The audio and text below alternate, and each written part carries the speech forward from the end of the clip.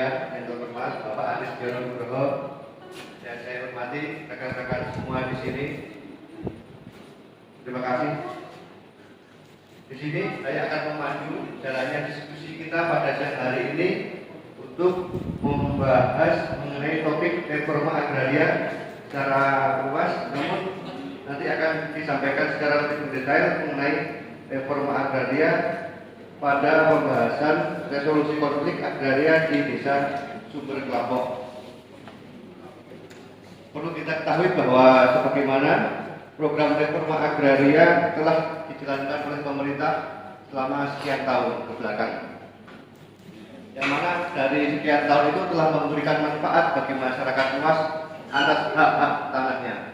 Tetapi dalam berjalannya waktu kita juga mengetahui bahwa banyak sekali konflik yang timbul dalam perjalanan dari program reforma agraria yang dijalankan oleh pemerintah, terutama dalam program redistribusi tanah.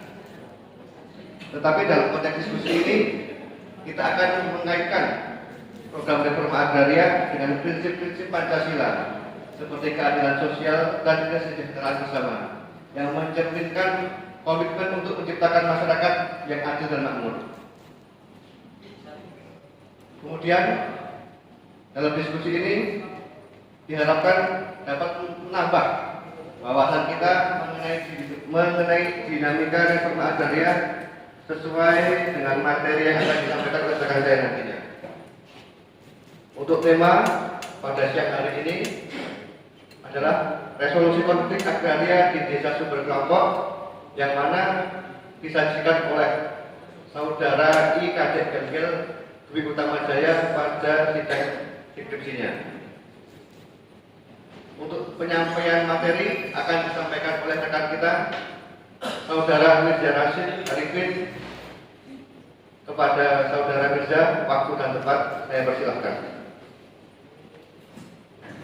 Terima kasih dari rekan saya Mas Afrika. Sebelumnya, Assalamualaikum warahmatullahi wabarakatuh. Waalaikumsalam warahmatullahi wabarakatuh. Selamat siang semuanya.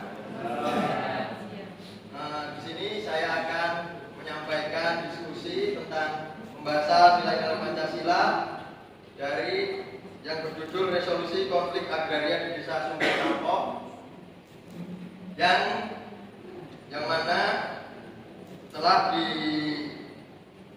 dipaparkan oleh I. Kadek Gengkel Dwi Utama Jaya, senior kita semua.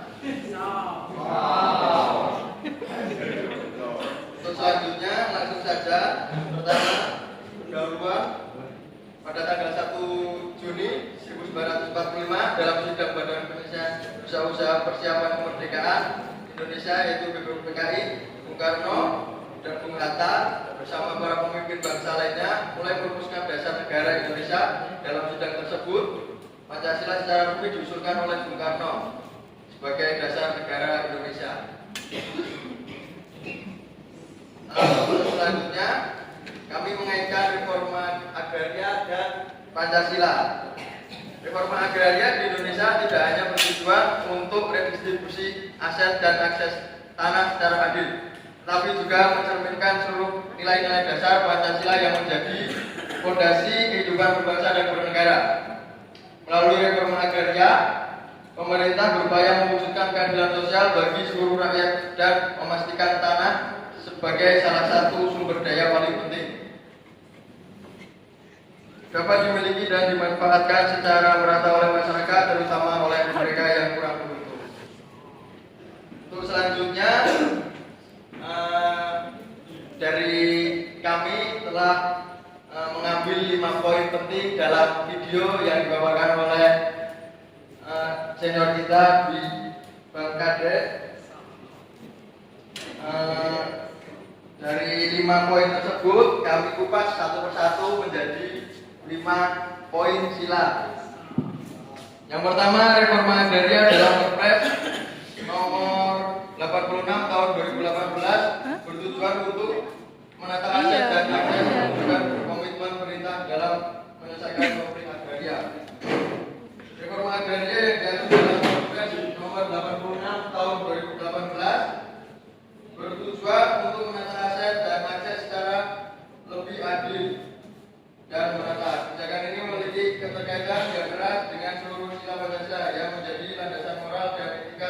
bagi pelaksanaan reforma agraria di Indonesia.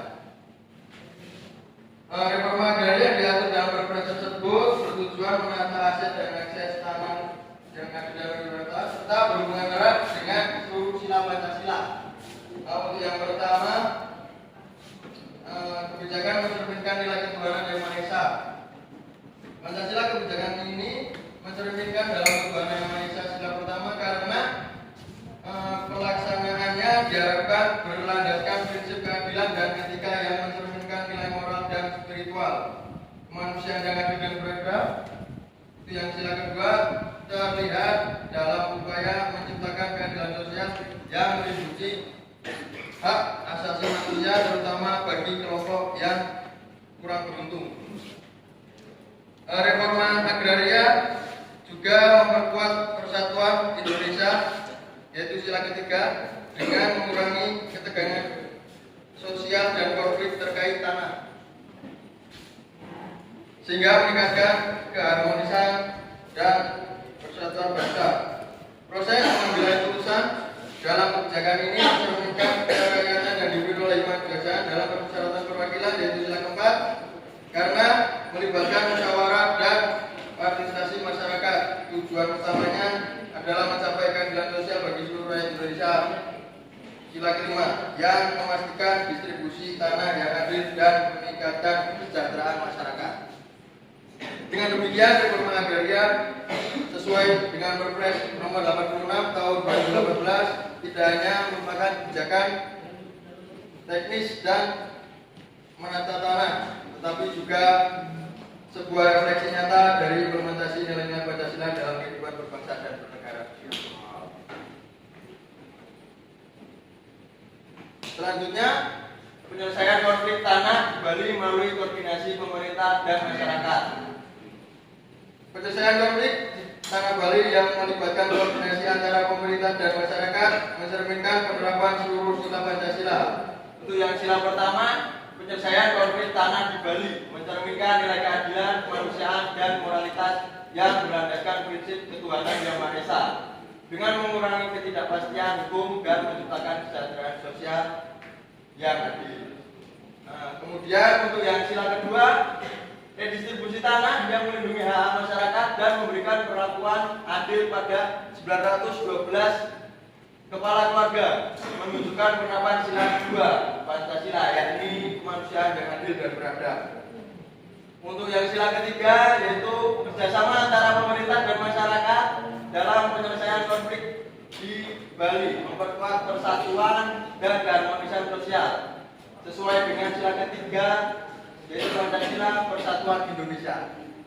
Untuk selanjutnya, yang sila keempat, melalui musyawarah yang melibatkan pemerintah dan masyarakat, penyelesaian konflik tanah Bali mencerminkan sila keempat Pancasila, yakni kerajaan yang dipimpin oleh hikmat kebijaksanaan dalam permusyawaratan perwakilan.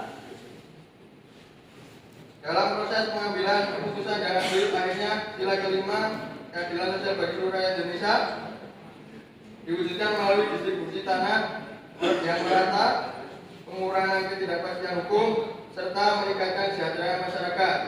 Kebijakan ini mencerminkan upaya pemerintah dalam mewujudkan keadilan sosial sejalan dengan nilai Pancasila.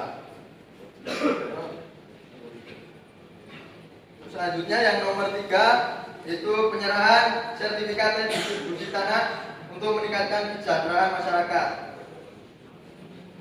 Penyerahan sertifikat distribusi tanah yang mencakup 1.613 bidang tanah yang dan bertujuan meningkatkan kesejahteraan masyarakat terkait dalam seluruh nilai Pancasila. Yang sila pertama yaitu redistribusi tanah mencerminkan penerapan nilai kemanusiaan dan keadilan spiritual sesuai dengan sila pertama Pancasila yang menghargai martabat manusia. Kemudian untuk yang sila kedua, redistribusi tanah ini berhubungan dengan sila kedua Pancasila karena mencerminkan upaya untuk mewujudkan keadilan sosial dan perlindungan hak masyarakat. Untuk yang sila ketiga yaitu kebijakan redistribusi tanah untuk membantu mengurangi ketimpangan dan memperkuat persatuan sosial sesuai dengan sila ketiga Pancasila yaitu Persatuan Indonesia. Untuk sila yang keempat, proses redistribusi tanah ini melibatkan musyawarah dan kebijaksanaan dalam pengambilan keputusan yang sejalan dengan sila keempat Pancasila.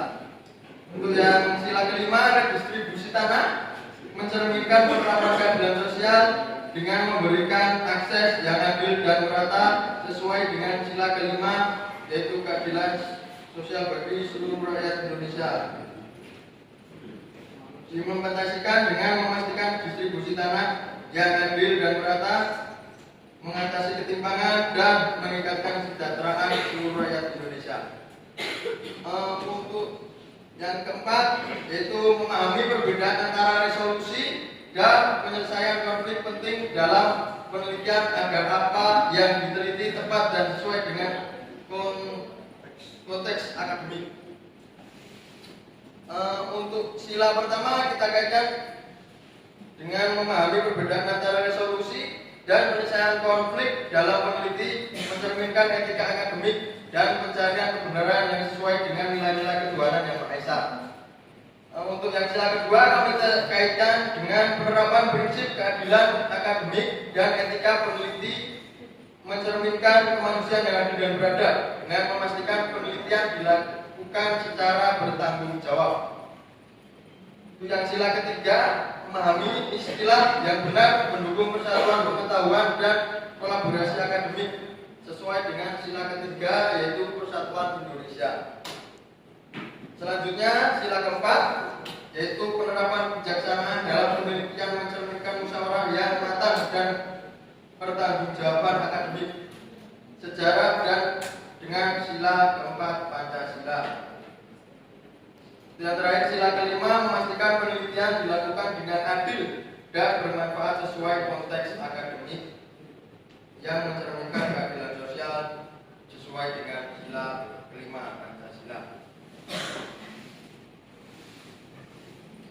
Untuk yang terakhir yaitu nomor 5, penguasaan tanah sering memicu konflik. Memahami konteks konflik, tanah membantu menyusun strategi penyelesaian yang lebih efektif. Dari poin tersebut kami kupas menjadi 5 sila, yaitu yang sila pertama, memahami hubungan antara penguasaan tanah dan konflik serta konteks, mencerminkan prinsip keadilan dan etika sesuai dengan sila pertama Pancasila.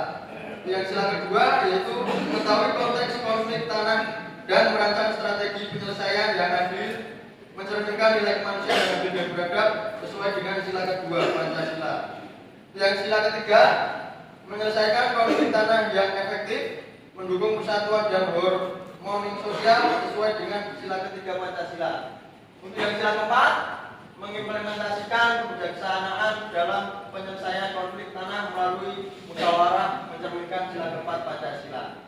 Yang terakhir sila kelima, yaitu memastikan penyelesaian konflik tanah dilakukan secara adil dan merata, mendukung prinsip keadilan sosial sesuai dengan sila kelima Pancasila. Di sini ada pesan akhir, yaitu melalui pelaksanaan reforma agraria mari kita berkomitmen untuk menghormati martabat manusia sebagai ciptaan Tuhan yang menjalankan kebijakan yang adil serta sesuai dengan nilai-nilai moral dan etika dengan menjunjung tinggi keadilan sosial dengan memastikan distribusi tanah yang adil dan meningkatkan kesejahteraan seluruh rakyat Indonesia.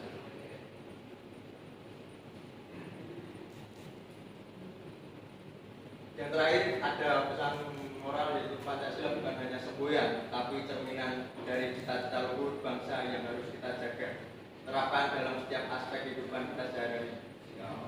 Burung Irian, burung Cendrawasih. Mungkin cukup sekian.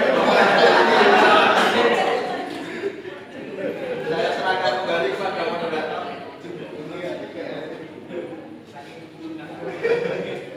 Terima kasih kepada rekan saya Mas Yuda atas paparan dari materi yang telah disampaikan. Di sini saya akan membuka dua sesi pertanyaan kepada rekan-rekan, dipersilakan. Oke, Pak Bening, silakan.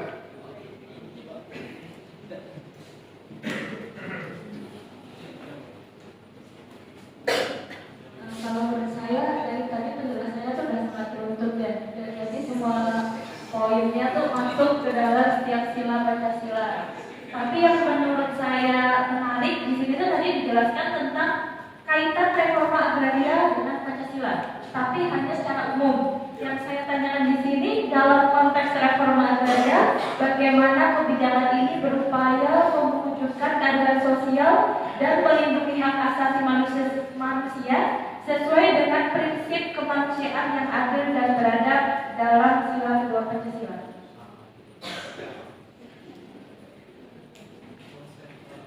Terima kasih untuk saudara rekan kita Pak Bening. Gimana Mas, mau langsung menanggapi atau ditanggung dulu pertanyaannya? Mungkin langsung saya tanggapi dulu. Oh siap.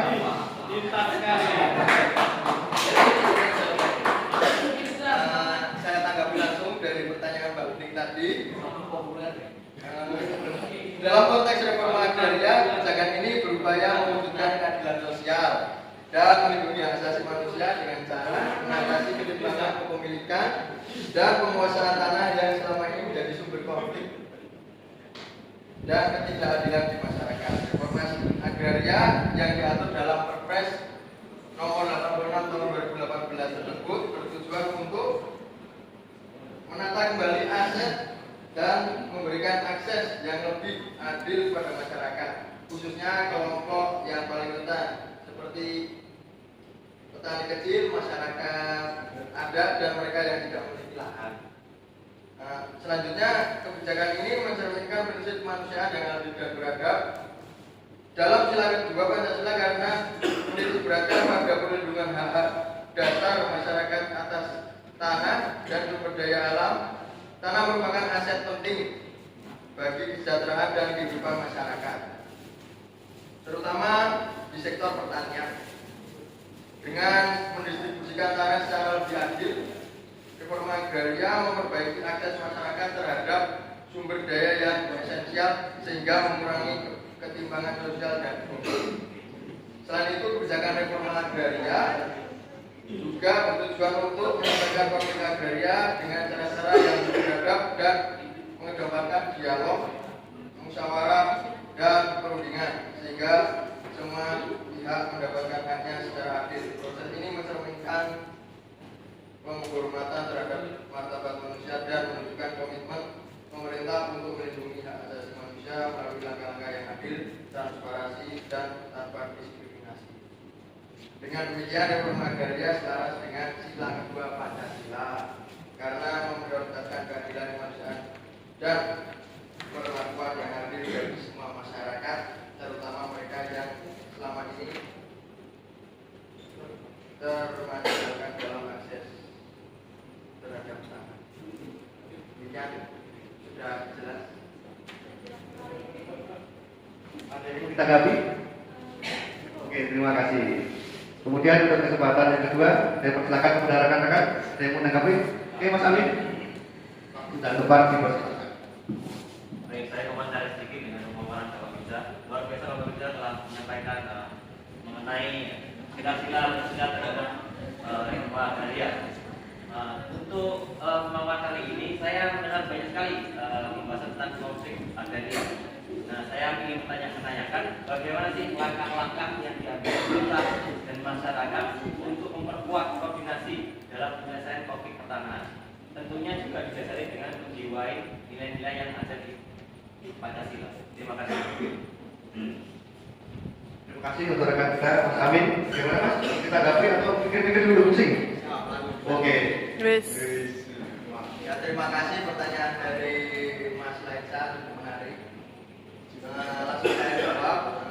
Untuk memperkuat koordinasi dalam penyelesaian konflik tanah, langkah-langkah yang diambil oleh pemerintah dan masyarakat harus berlandaskan dalam nilai-nilai Pancasila. Pertama, musyawarah dan mufakat. Musyawarah mufakat itu yaitu adalah sila keempat, perlu ditambahkan dengan mengadakan dialog terbuka dengan pihak-pihak terkait untuk mencapai keputusan yang bijaksana. Yang kedua, keadilan sosial, yaitu sila kelima, harus dijunjung tinggi dengan memastikan manfaat yang adil bagi seluruh masyarakat, terutama kelompok yang kurang berdaya. Untuk yang ketiga, yaitu penghargaan terhadap hak asasi manusia, yaitu sila kedua. Penting dalam pelaksanaan kebijakan agar hak masyarakat atas tanah dihormati dan dilindungi. Yang keempat, yaitu memperkuat persatuan, yaitu sila ketiga. Sila Sila ketiga, dengan mencegah polarisasi dan konflik horizontal yang merusak keharmonisan sosial. Yang terakhir yaitu bertindak sesuai dengan nilai moral dan etika. Yaitu sila pertama, untuk memastikan transparansi dan integritas dalam proses penyelesaian konflik. Dengan menerapkan prinsip-prinsip ini, penyelesaian konflik terhadap tanah dapat menjadi lebih efektif dan adil dan berkelanjutan. Mungkin cukup sekian jawaban dari saya. Ada yang masih mau ditanyakan dari Mas Raisa? Sudah cukup, luar biasa. Terima kasih kepada Pak Bening, Mas Amin atas tanggapan dari apa yang disampaikan oleh rekan kita mengenai diskusi pada siang hari ini. Sebelum saya tutup, mungkin sedikit menambahkan kesimpulan dari apa yang disampaikan oleh rekan kita, bahwa reforma agraria ini bertujuan untuk menata aset dan akses tanah secara adil, sehingga sejalan dengan nilai-nilai Pancasila seperti keadilan, persatuan, dan musyawarah. Penyelesaian konflik melalui koordinasi pemerintah dan masyarakat juga mencerminkan prinsip-prinsip dari Pancasila tersebut, sehingga nantinya redistribusi tanah dapat meningkatkan kesejahteraan rakyat, memperkuat keadilan sosial dan keseimbangan. Pemahaman tentang resolusi konflik dan penguasaan tanah juga penting untuk menciptakan strategi penyelesaian konflik yang efektif sesuai dengan nilai-nilai keadilan dan persatuan dalam Pancasila. Demikian yang dapat kami paparkan. Terima kasih untuk Bapak Anies Nugroho yang telah memfasilitasi dan mendukung dalam diskusi kita pada siang hari ini, dan rekan-rekan semua yang telah berpartisipasi aktif dalam diskusi siang hari ini.